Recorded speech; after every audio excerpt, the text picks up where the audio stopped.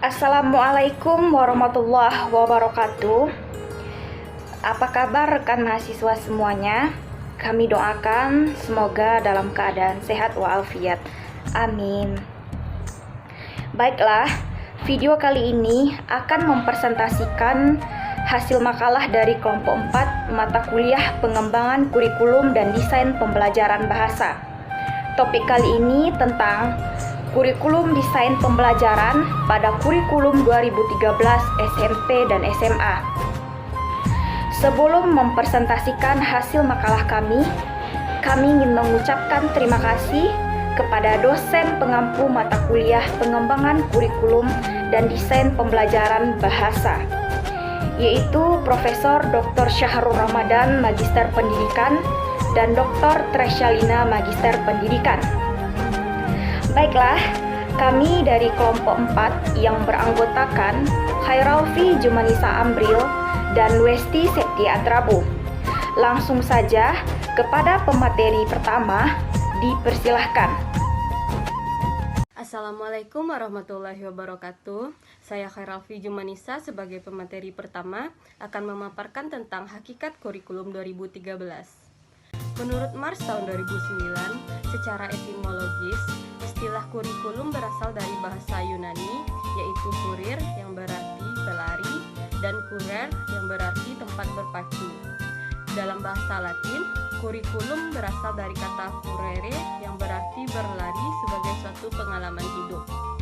Menurut Kemendikbud, konsep kurikulum 2013 mengacu pada pembelajaran secara terpadu dan utuh dengan menggunakan pendekatan discovery, sehingga setiap pengetahuan yang diajarkan, pembelajarannya harus dilanjutkan sampai membuat siswa terampil dalam menyajikan pengetahuan yang dikuasainya secara konkret dan abstrak.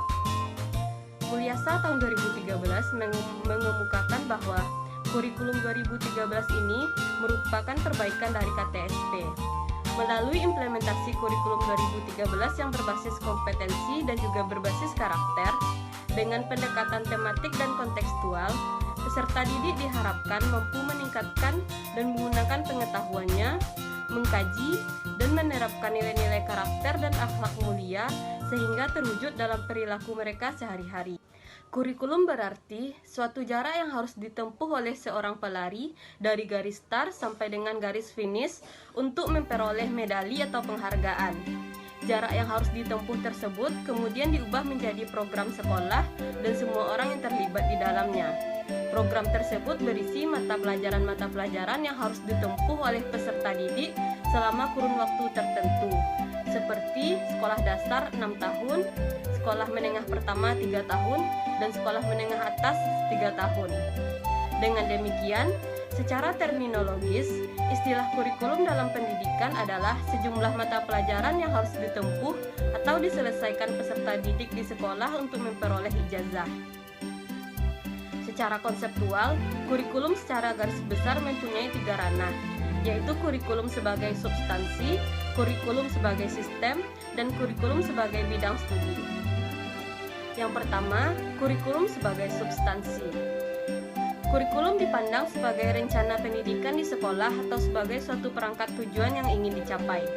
Suatu kurikulum digambarkan sebagai dokumen tertulis yang berisi rumusan tentang tujuan, bahan ajar, kegiatan belajar mengajar, jadwal, evaluasi yang telah disepakati dan disetujui bersama oleh penyusun kurikulum tersebut. Yang kedua, kurikulum sebagai sistem. Kurikulum merupakan bagian dari sistem sekolah, sistem pendidikan, dan sistem masyarakat. Hasil dari sistem kurikulum adalah tersusunnya suatu kurikulum. Kurikulum sebagai sistem mempunyai fungsi bagaimana cara memelihara kurikulum agar tetap berjalan dinamis. Yang ketiga, kurikulum sebagai suatu bidang studi. Kurikulum di sini berfungsi sebagai suatu disiplin yang dikaji di lembaga pendidikan. Tujuan kurikulum sebagai suatu bidang studi adalah untuk mengembangkan ilmu kurikulum dan sistem kurikulum. Mereka yang mendalami bidang kurikulum mempelajari tentang konsep dasar kurikulum. Mereka juga melakukan kegiatan penelitian dan percobaan guna menemukan hal-hal baru yang dapat memperkuat dan memperkaya bidang studi kurikulum. Menurut Kemendikbud, perbedaan kurikulum 2013 dengan kurikulum sebelumnya yaitu adanya buku siswa dan buku guru yang telah disediakan oleh pemerintah pusat sebagai wajib sumber belajar di sekolah. Buku siswa memiliki peran dan fungsi dalam proses pembelajaran penerapan kurikulum 2013. Buku siswa juga digunakan sebagai panduan aktivitas pembelajaran untuk memudahkan siswa dalam menguasai kompetensi tertentu dan melaksanakan kegiatan-kegiatan dalam proses pembelajaran. Isinya dirancang dan dilengkapi dengan contoh-contoh lembar kegiatan agar siswa dapat mempelajari sesuatu yang relevan dengan kehidupan yang dialaminya. Buku siswa disediakan oleh pemerintah dalam rangka implementasi kurikulum 2013 yang telah disusun dan ditelaah oleh berbagai pihak di bawah koordinasi Kementerian Pendidikan dan Kebudayaan. Selanjutnya, buku guru adalah panduan bagi guru dalam melaksanakan pembelajaran di kelas. Buku guru juga digunakan oleh guru dalam kaitannya mengenai prinsip, prosedur, deskripsi materi pokok, dan model pembelajaran untuk digunakan oleh para guru. Buku guru merupakan buku yang dipersiapkan oleh pemerintah dalam rangka implementasi kurikulum 2013. Buku guru disusun dan ditelaah oleh berbagai pihak di bawah koordinasi Kementerian Pendidikan dan Kebudayaan. Sumber belajar merupakan salah satu faktor penting dalam proses pembelajaran. Sumber belajar mampu untuk membantu siswa dalam memahami materi dan memberikan pengalaman langsung kepada siswa. Menurut Undang-Undang Nomor 20 Tahun 2003, pembelajaran akan terlaksana apabila terdapat interaksi antara peserta didik dengan sumber belajar dan pendidik. Tanpa adanya sumber belajar, sulit diwujudkan proses pembelajaran yang mengarah kepada tercapainya hasil belajar yang optimal dan proses pembelajaran yang efektif. Materi selanjutnya, desain pembelajaran kurikulum 2013 di SMP dan SMA, yakni pembelajaran berbasis teks. Sebelumnya, kita harus mengetahui apa itu hakikat teks. Menurut Anderson dalam Priyatni tahun 2014, ketika mengekspresikan gagasan secara lisan atau secara tulis, berarti kita telah menciptakan sebuah teks. Ketika menyimak atau membaca, pada dasarnya kita telah menginterpretasikan makna teks. Dari fakta tersebut, dapat disimpulkan bahwa teks adalah ujaran atau tulisan yang bermakna berfungsi untuk mengekspresikan sebuah gagasan. Ketika mengekspresikan gagasan dalam bentuk teks, kita harus memilih kata-kata dan memiliki strategi untuk menyajikan kata-kata tersebut agar gagasan dapat tersampaikan dengan baik.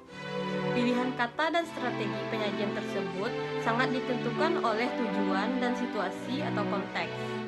Misalnya, jika kita menjelaskan suatu objek secara detail, agar orang lain seolah merasakan, melihat objek tersebut, kita akan memilih teks deskripsi. Akan tetapi, ketika kita ingin menjelaskan pengamatan secara umum, kita akan memilih teks observasi atau laporan. Ketika menyusun sebuah teks, kita melakukan pemilihan bentuk dan struktur teks yang akan kita gunakan agar pesan tersampaikan secara tepat. Pemilihan struktur teks ditentukan oleh konteks situasi yang dihadapi. Konteks situasi di sini maksudnya yaitu apa yang sedang dibicarakan, siapa yang terlibat dalam pembicaraan tersebut, dan saluran apa yang digunakan. Puskur dalam Priyatni mengemukakan bahwa beberapa teks yang memiliki kemiripan dalam tindakan yang dilakukan biasanya dikelompokkan dalam satu genre yang sama. Mahsun juga mengemukakan bahwa satu genre dapat muncul dalam berbagai jenis teks.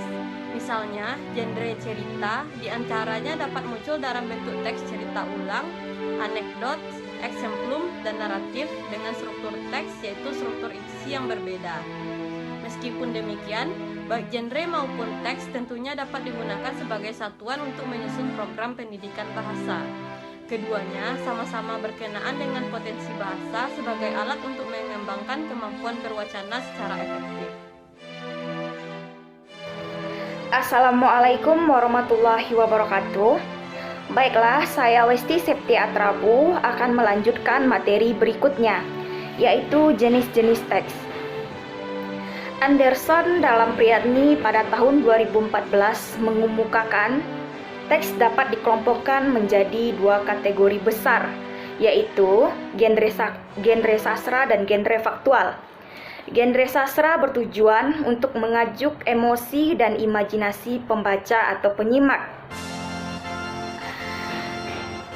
Genre sastra membuat pembaca atau penyimak tertawa, menangis, dan merefleksi diri atau mensucikan diri. Genre sastra dapat dikelompokkan menjadi 3 jenis. Yang pertama, teks naratif, seperti cerpen, novel, puitik, dan dramatik. Teks naratif ini bertujuan menceritakan sesuatu. Teks puitis bertujuan untuk mengekspresikan perasaan atau kesan terhadap sesuatu, dan teks dramatik bertujuan mengkomunikasikan ide atau pengalaman melalui aksi panggung. Ketiga jenis teks tersebut dapat berbentuk lisan atau tulis. Genre faktual memberikan informasi atau gagasan dan bertujuan untuk menggambarkan, menceritakan, atau meyakinkan pembaca atau penyimak, termasuk dalam kategori genre faktual antara lain teks eksplanasi, eksposisi, prosedur, deskripsi, diskusi, laporan hasil observasi, dan lain-lain. Kurikulum 2013 untuk mata pelajaran Bahasa Indonesia menggunakan teks sebagai sarana pembelajaran.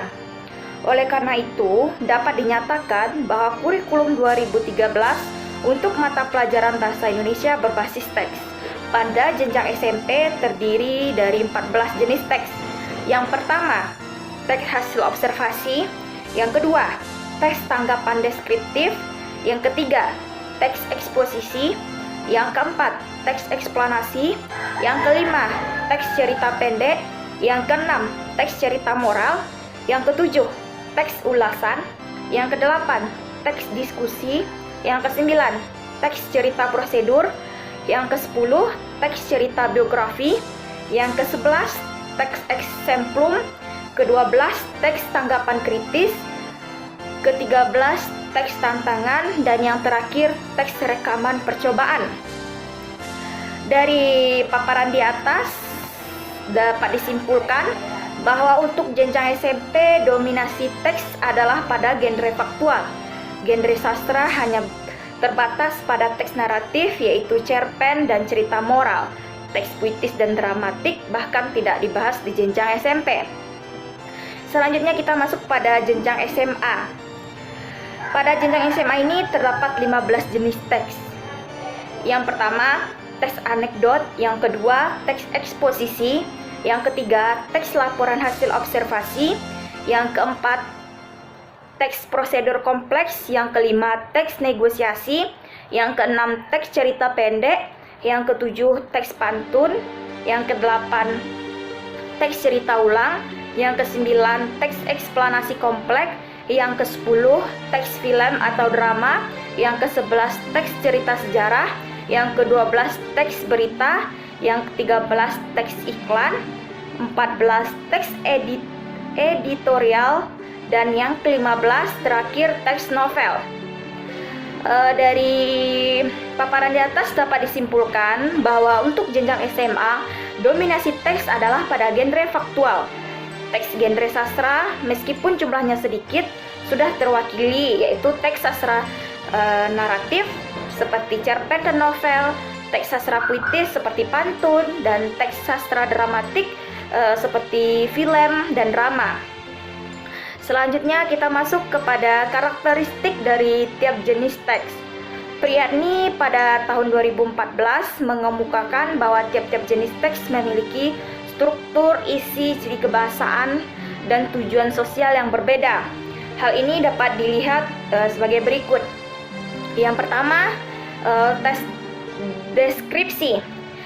Teks deskripsi yaitu teks yang memaparkan suatu objek sehingga pembaca seolah-olah mendengar, melihat, atau merasakan hal yang dipaparkan dikategorikan sebagai teks deskripsi. Tujuan dari teks deskripsi ini menjelaskan pengalaman yang berhubungan dengan hasil pengamatan panca indera seperti bentuknya suara, rasa, kelakuan, atau gerak-gerik. Teks deskripsi memiliki kekhasan dilihat dari struktur isi dan ciri bahasanya. struktur isi teks deskripsi sebenarnya tidak jauh berbeda dengan teks pada umumnya, yaitu membuat judul, pembuka, dan penutup. Selain dari kekasan dilihat dari struktur isinya. Teks deskripsi memiliki ciri bahasa. Yang pertama menggunakan kata sifat untuk mendeskripsikan objek, yang kedua menggunakan kata benda, dan yang ketiga menggunakan kata kerja aksi untuk mendeskripsikan perilaku atau kondisi objek. Yang kedua, teks laporan hasil observasi. Teks laporan hasil observasi yaitu teks yang menyampaikan informasi tentang sesuatu apa adanya sebagai hasil pengamatan dan analisis secara sistematis. Teks laporan hasil observasi ini bertujuan untuk menginformasikan kondisi objektif sesuai yang diamati dan dianalisis secara sistematis, tidak dibumbui dengan respon pribadi tentang objek yang dilaporkan. Teks laporan hasil observasi memiliki kekasan dari aspek isi juga bahasa yang digunakan, yang memiliki struktur isi, judul, klasifikasi umum, dan deskripsi. Teks laporan hasil observasi juga memiliki kekasan dari bahasa yang digunakan. Dilihat dari bahasanya, teks laporan hasil observasi memiliki ciri berikut. Yang pertama, biasanya menggunakan nomina atau kata benda untuk menginformasikan sesuatu yang diamati. Yang kedua, menggunakan kata sifat atau keadaan untuk mendeskripsikan sesuatu benda yang diamati, menggunakan kata kerja aksi untuk menjelaskan perilaku. Yang keempat, menggunakan istilah-istilah teknis, dan kelima, menggunakan kata konkret sesuai fakta. Yang ketiga, teks eksplanasi. Teks yang berisi penjelasan tentang proses yang berhubungan dengan fenomena-fenomena alam, sosial, ilmu pengetahuan, budaya, dan lainnya. Teks eksplanasi memiliki struktur isi yang umum, yaitu ada judul, pembuka, inti, dan penutup. Dilihat dari bahasanya, teks eksplanasi juga memiliki kekasan yang membedakannya dengan teks-teks yang lain. Ciri bahasa pada teks eksplanasi yaitu struktur kalimat menggunakan kata sambung yang menunjukkan hubungan sebab akibat, menjelaskan kondisi fenomena, menceritakan masa lalu, dan penggunaan konjungsi urutan. Yang keempat, teks prosedur. Teks prosedur ini memberikan petunjuk untuk melakukan atau menggunakan sesuatu dengan langkah-langkah yang urut. Tujuannya menjelaskan bagaimana sesuatu dibuat atau dilakukan dengan langkah-langkah yang urut. Teks prosedur memiliki struktur isi, yaitu judul, pengantar yang menyajikan tujuan penulisan, bahan atau alat untuk melaksanakan suatu prosedur, dan prosedur tahapan dengan urutan yang benar. Sedangkan ciri bahasanya menggunakan penomboran yang menunjukkan urutan atau tahapan, menggunakan kata yang menunjukkan perintah, dan menggunakan kata-kata yang menjelaskan kondisi. Yang kelima, teks eksposisi. Teks eksposisi ini teks yang digunakan untuk meyakinkan pembaca terhadap opini yang dikemukakan dengan sejumlah argumen pendukung.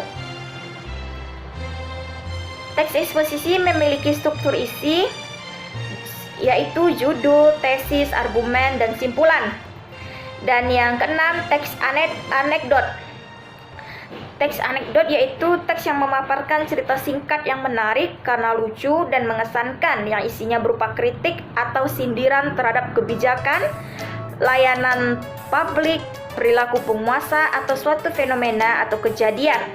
Tujuan teks ini memberikan sindiran atau kritik terhadap kebijakan, layanan publik, perilaku penguasa, atau suatu fenomena kejadian dengan cara yang lebih menghibur dan menarik atau lucu dan mengesankan. Kekasan struktur isinya yaitu judul, abstrak, orientasi, krisis, reaksi, dan koda. Teks anekdot juga memiliki kekasan dilihat dari ciri bahasanya. Yang pertama, menggunakan kata yang menunjukkan ciri masa lalu, waktu lampau. Dua, menggunakan kata seru untuk menegaskan hal-hal tertentu. Dan ketiga, menggunakan kalimat yang menyatakan unsur kelucuan terhadap sesuatu yang serius.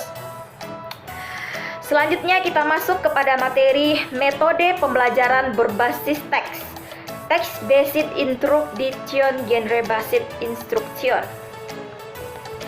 Pembelajaran berbasis teks merupakan pembelajaran yang berorientasi pada kemampuan siswa untuk menyusun teks. Metode pembelajaran ini mendasarkan diri pada pemodelan teks dan analisis terhadap fitur-fiturnya secara eksplisit, secara fokus pada hubungan antara teks dan konteks penggunaannya. Materi yang terakhir yaitu tentang pembelajaran bahasa berbasis teks pada kurikulum 2013. Menurut Priyatni, pada tahun 2014 mengemukakan kurikulum 2013 adalah penyempurnaan dan penguatan dari kurikulum tingkat satuan pendidikan atau KTSP. Dengan demikian, kurikulum 2013 merupakan kurikulum terbaru dalam dunia pendidikan di Indonesia setelah KTSP. Kurikulum adalah perangkat mata pembelajaran yang diajarkan pada lembaga pendidikan. Kurikulum adalah suatu rencana yang disusun untuk melancarkan proses belajar mengajar di bawah bimbingan dan tanggung jawab sekolah atau lembaga pendidikan beserta staf pengajarnya. Berdasarkan pendapat di atas, dapat disimpulkan bahwa suatu kurikulum sekurang-kurangnya berisi penanggung jawab, pelaku, rencana, isi, cara, kegiatan atau proses, dan pedoman. Komponen-komponen tersebut merupakan satu kesatuan dalam proses belajar mengajar, baik di dalam maupun di luar kelas. Ruang lingkup kompetensi dasar mata pelajaran bahasa Indonesia terbagi menjadi 3 ranah. Yang pertama ranah sikap, yang kedua ranah pengetahuan, dan yang ketiga ranah keterampilan. Ranah sikap aspek sosial mata pelajaran bahasa Indonesia berbeda tiap kelas. KD ini fokus pada karakter jujur, peduli, cinta tanah air, semangat kebangsaan, demokratis, kreatif, santun, dan percaya diri ketika melakukan aktivitas berbahasa baik secara lisan maupun tulisan. Ranah pengetahuan dan ranah keterampilan dalam kurikulum 2013 yang dilaksanakan adalah pembelajaran berbasis teks. Kompetensi literasi adalah kompetensi inti pembelajaran dan bahasa Indonesia dalam memecahkan masalah kehidupan dengan menggunakan teks sebagai alat utama komunikasi. Demikianlah materi yang dapat kami sampaikan. Terima kasih atas segala perhatian dan mohon maaf apabila terdapat kesalahan. Assalamualaikum warahmatullahi wabarakatuh. DJ, lagunya yang enak dong.